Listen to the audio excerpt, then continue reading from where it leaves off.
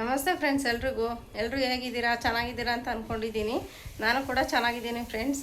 ಇವತ್ತು ಶುಕ್ರವಾರ, ನನ್ನ ಕೆಲಸ ಎಲ್ಲ ಮುಗಿಯೋ ಅಷ್ಟರಲ್ಲಿ 1 ಗಂಟೆ ಆಗ್ತಾಯಿದೆ ನೋಡಿ ಫ್ರೆಂಡ್ಸ್. 1:15 ಆಲ್ರೆಡಿ. ಇವಾಗ ನಾನು ಸ್ವಲ್ಪ ಹೊರಗಡೆ ಹೋಗಿ ಬರೋಣ ಅಂತಂದು ಹೇಳ್ಬಿಟ್ಟು ರೆಡಿಯಾಗಿದ್ದೀನಿ.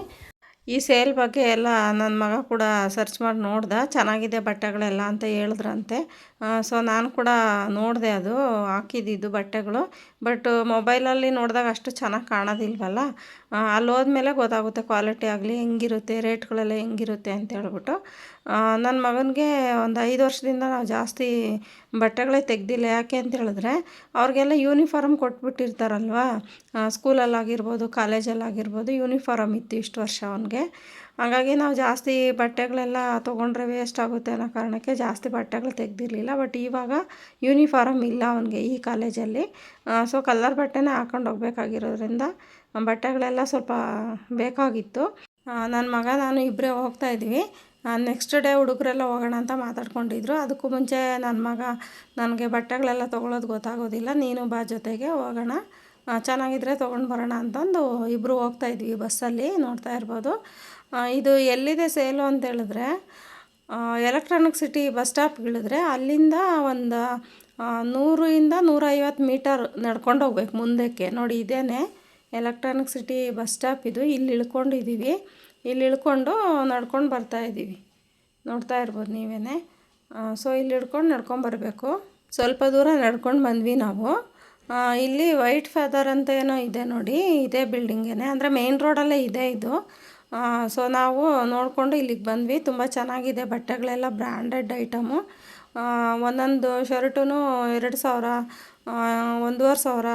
ಪ್ಯಾಂಟೂ ಅಷ್ಟೇ ತುಂಬ ಕಾಸ್ಟ್ಲಿ, 1,500, 2,000 ಆ ಥರ. ಅಂದರೆ ಎಲ್ಲ ಥರದ ಬ್ರ್ಯಾಂಡೆಡ್ ಬಟ್ಟೆಗಳನ್ನೂ ಇಲ್ಲಿ ಹಾಕಿದ್ದಾರೆ. ಎಲ್ಲ ಬಟ್ಟೆಗಳು ಅಷ್ಟೇ ಚೆನ್ನಾಗಿದೆ. ಬಟ್ ಹೆಣ್ಮಕ್ಳ ಬಟ್ಟೆನಲ್ಲಿ 350 ರೂಪಾಯಿ, 400 ರೂಪಾಯಿ ಅಂತ ಹಾಕಿದ್ರು ಟಾಪ್ಗಳನ್ನೆಲ್ಲ. ಬಟ್ ನನಗೇನೋ ಅಷ್ಟು ಟಾಪ್ಗಳು ಆ ರೇಟ್ಗೆ ಬೇಡ ಅನ್ನಿಸ್ತು. ಆಮೇಲೆ ಟವಲ್ ಕೂಡ ನೋಡ್ತಾ ಇರ್ಬೋದು, ತುಂಬ ದೊಡ್ಡದಾಗಿದೆ ಇದು ಟವಲ್ಲು. 350, 400 ರೂಪಾಯಿ ಹೇಳಿದ್ರು ಈ ಟವಲ್ನ. ತುಂಬ ದೊಡ್ಡದಾಗಿದೆ ಟವಲ್ ಕೂಡ. ಎಲ್ಲ ಐಟಮ್ ಕೂಡ ತುಂಬ ಚೆನ್ನಾಗಿ ಬಂದಿದ್ದಾವೆ ಬಟ್ಟೆಗಳು, ಯಾವುದೇ ತೊಗೊಂಡ್ರು. ಬಟ್ ಹೆಣ್ಮಕ್ಳು ಟಾಪ್ಸಲ್ಲಿ ಮಾತ್ರ ಸ್ವಲ್ಪ ಕ್ವಾಲಿಟಿ ಇಲ್ಲ ಅಂತ ಅನ್ನಿಸ್ತು ನನಗೆ. ಅದು ಬಿಟ್ಟರೆ ಇನ್ನೆಲ್ಲ ಬಟ್ಟೆಗಳು ಚೆನ್ನಾಗಿದೆ. ಬ್ರ್ಯಾಂಡೆಡ್ ಐಟಮ್ಗೆ 1,500, 2,000 ಪ್ಯಾಂಟ್ಗಳಿಗೆ ಹಾಕಿದ್ದಾರೆ. ಬಟ್ಟೆ ಶರ್ಟ್ಗೂ ಅಷ್ಟೇ 1,500-2,000 ಹಾಕಿದ್ದಾರೆ. ಅದಕ್ಕೆ ನಮಗೇನೋ ಕಾಸ್ಟ್ಲಿ ಅನ್ನಿಸ್ತು. ಜೊತೆಗೆ ಬ್ರ್ಯಾಂಡೆಡ್ಡೆಲ್ಲ ಅಷ್ಟೇ ಇರುತ್ತೆ ಅನಿಸುತ್ತೆ ಮೋಸ್ಟ್ಲಿ. ಬಟ್ ನಮ್ಗೆ ಆ ರೇಂಜ್ಗೆಲ್ಲ ತೊಗೊಳೋದಕ್ಕೆ ಬೇಡ ಅಂತ ಅನ್ನಿಸ್ತು ನನಗೆ. ಹೆಣ್ಮಕ್ಳ ಬಟ್ಟೆ ನೀವು ನೋಡ್ತಾ ಇರ್ಬೋದು, 350 ರೂಪಾಯಿ, 400 ರೂಪಾಯಿಗೆಲ್ಲ ಸಿಗ್ತಾಯಿದೆ. ಬಟ್ ಆ ಟಾಪ್ಗಳೆಲ್ಲ ನನಗೆ ಯಾವುದೂ ಇಷ್ಟ ಆಗಲಿಲ್ಲ. ಜೊತೆಗೆ ಕೆಲವೊಂದೆಲ್ಲ ತುಂಬ ಕ್ವಾಲಿಟಿ ಆಗಿದ್ವು, ತುಂಬ ಚೆನ್ನಾಗಿದ್ವು. ಇನ್ನೂ ಕೆಲವೆಲ್ಲ ಅಷ್ಟೊಂದೇನು ಕ್ವಾಲಿಟಿ ಇರಲಿಲ್ಲ ಅಂತ ಅನ್ನಿಸ್ತು ನನಗೆ. ಹಾಗಾಗಿ ನಾವು ಬೇರೆ ಕಡೆ ನೋಡಿದ್ರೆ ಆಯಿತು ಅಂಗಡೀಲಿ ಅಂತ ಹೇಳ್ಬಿಟ್ಟು ನಾವು ಅಲ್ಲಿಂದ ವಾಪಸ್ ಬಂದೆ. ಬಂದು ನನಗೆ ಅಷ್ಟರಲ್ಲಿ ಕಾವೇರಕ್ಕ ಫೋನ್ ಮಾಡಿದರು, ಮನೆಗೆ ಬಂದು ಹೋಗು ಅಂತಂದು ಹೇಳ್ಬಿಟ್ಟು. ಅದಕ್ಕೋಸ್ಕರ ನಾನು ಮನೆಗೆ ಹೋದೆ. ಕಾವೇರಕ್ಕ ನನಗೆ ಏನೆಲ್ಲ ತಿನ್ನೋಕೆ ಕೊಟ್ಟರು ಅಂತಂದು ಹೇಳ್ಬಿಟ್ಟು ತೋರಿಸ್ತೀನಿ ಬನ್ನಿ ಫ್ರೆಂಡ್ಸ್.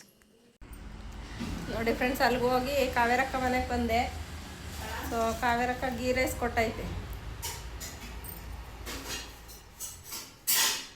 ಕಾವೇರಕ್ಕನ ಮನೇಲಿ ಗೀ ರೈಸು ಊಟ ಮಾಡ್ತಾಯಿದ್ದೀವಿ. ಕಾವೇರಕ್ಕನೂ ಬಂತು. ನೀವು ಹಾಕೊಂಬನ್ನಿ. ಹಾಕ್ಕೊಂಡಿದ್ದೀನಲ್ಲ ನೋಡಿ, ಕಾವೇರಕ್ಕನೂ ಬಂತು. ಗೀ ರೈಸ್ ತಿನ್ನೋಕೆ ಬಂದಿದ್ದೀನಿ ಕಾವೇರಕ್ಕ ಮನೆಗೆ.